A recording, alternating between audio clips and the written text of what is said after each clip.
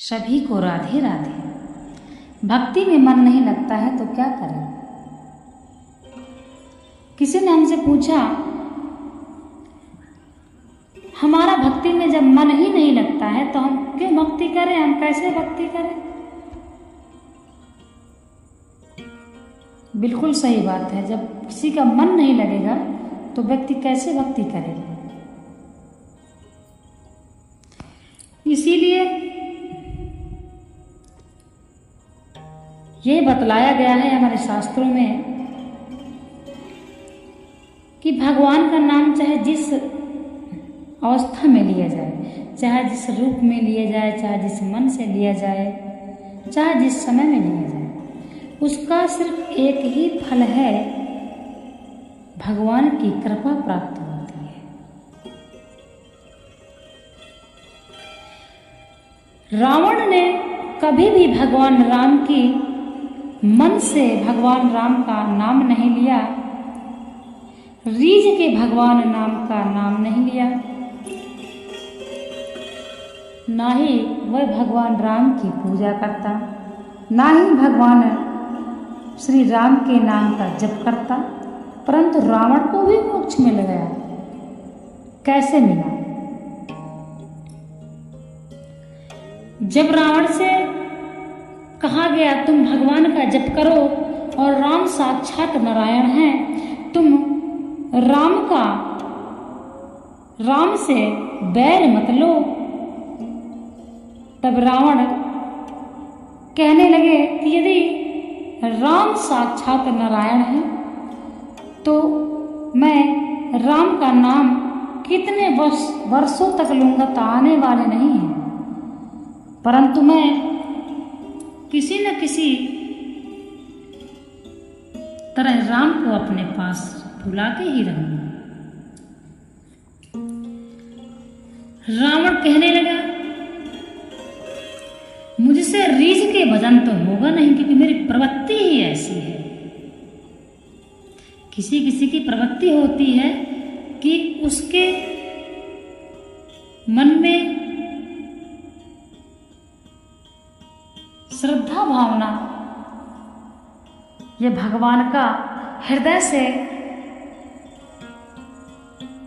भजन करने का मन नहीं करता। रावण ऐसा ही था। रावण जब भगवान राम को नाम लेता था तब वह क्रोध में ही लेता था।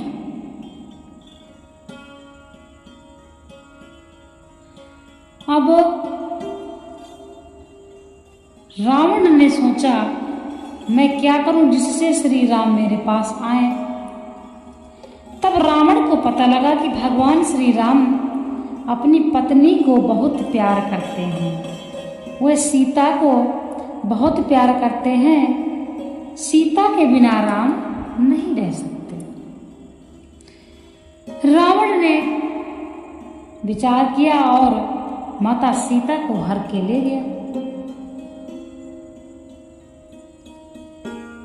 पूरे राक्षस वंश का भी कल्याण हुआ और रावण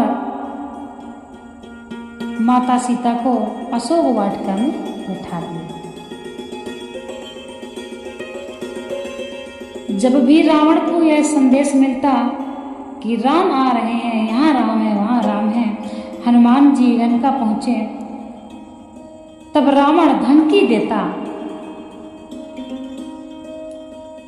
कि राम मेरा क्या बिगाड़ लेगा, वह वनवासी मेरा क्या बिगाड़ लेंगे, लेकिन फिर भी राम का नाम तो निकलता ही था। रीझ के नहीं तो खींच के भगवान का नाम तो निकलता था।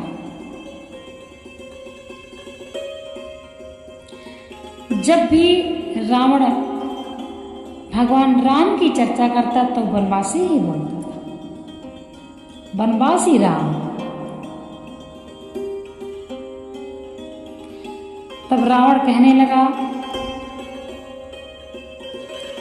कि यदि वो राम होंगे, यानी कि यदि कोई नर होंगे तो मुझसे हार जाएंगे, यदि वह नारायण होंगे तो मुझे मुक्ति प्राप्त हो जाएगी, मुझे भय किस बात का है। सभी समझाए, मंदोदरी ने बहुत समझाया, कुंभकर्ण ने बहुत समझाया, परंतु रावण के मन में कुछ और चल रहा था। इसी प्रकार से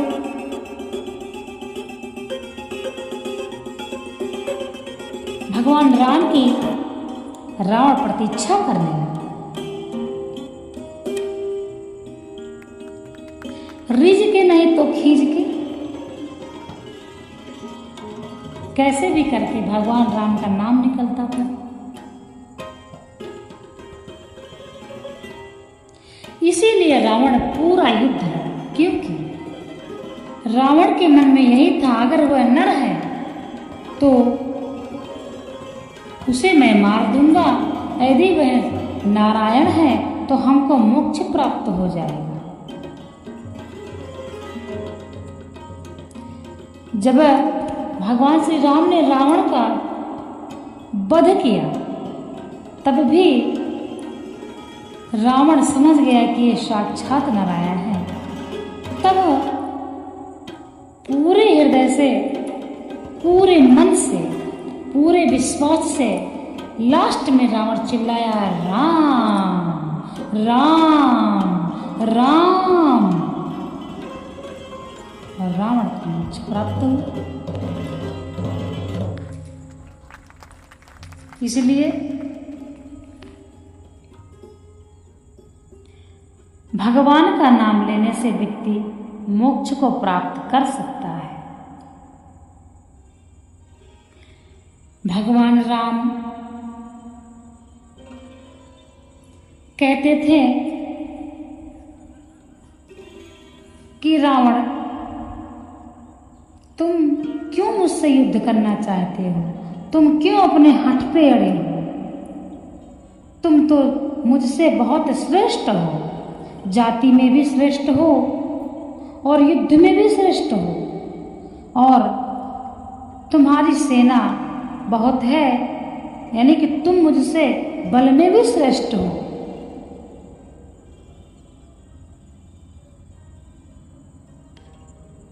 अर्थात फिर तुम मुझसे क्यों युद्ध करना चाहते हो? तब रावण कहने लगा, मैं श्रेष्ठ हूं, ठीक है, लेकिन हम युद्ध करते हैं, व्यर्थ की बातों में समय बर्बाद नहीं करते हैं। हे राम, अपना धनुष उठाओ और युद्ध करो। तब भगवान श्री राम युद्ध करने लगे। जब रावण हार चुका था और मृत्यु शैया पर लेटा हुआ था, तब रावण ने एक प्रश्न भगवान राम से किया था, और बहुत से प्रश्न लक्ष्मण जी ने रावण से किए थे। बहुत सा ज्ञान लक्ष्मण जी ने रावण से भी प्राप्त किया था।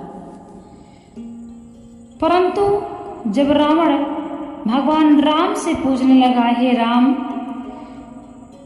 आप मुझे समझाते रहे कि मैं हर चीज में आपसे श्रेष्ठ हूं, तो मैं कैसे हार गया? तब राम बोले, हे शिव भक्त, हे दशानन, इसकी वजह सिर्फ एक है।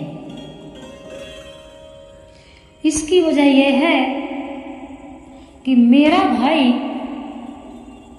मेरा छोटा भाई लक्ष्मण मेरे साथ है और तुम्हारा भाई तुम्हारे साथ नहीं है। तुम्हारा भाई मेरे साथ है। इसलिए आप रामायण से ये चीज समझ लीजिए, और भाइयों भाइयों में अथाह प्रेम होना चाहिए।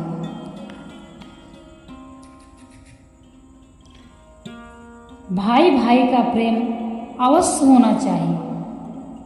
परंतु आजकल देखने को यह मिलता है कि परायों से व्यवहार है, परंतु अपने भाई भाई का घर में व्यवहार नहीं चलता। इसलिए इन बातों से हमको बहुत कुछ समझ में आता है। रामायण और गीता इसीलिए बनी है कि मनुष्य इनको पढ़े और समझे कि हम क्या हैं और क्या थे, क्या लेके आए थे और हमको क्या लेके जाना है और हमको कैसे रहना है।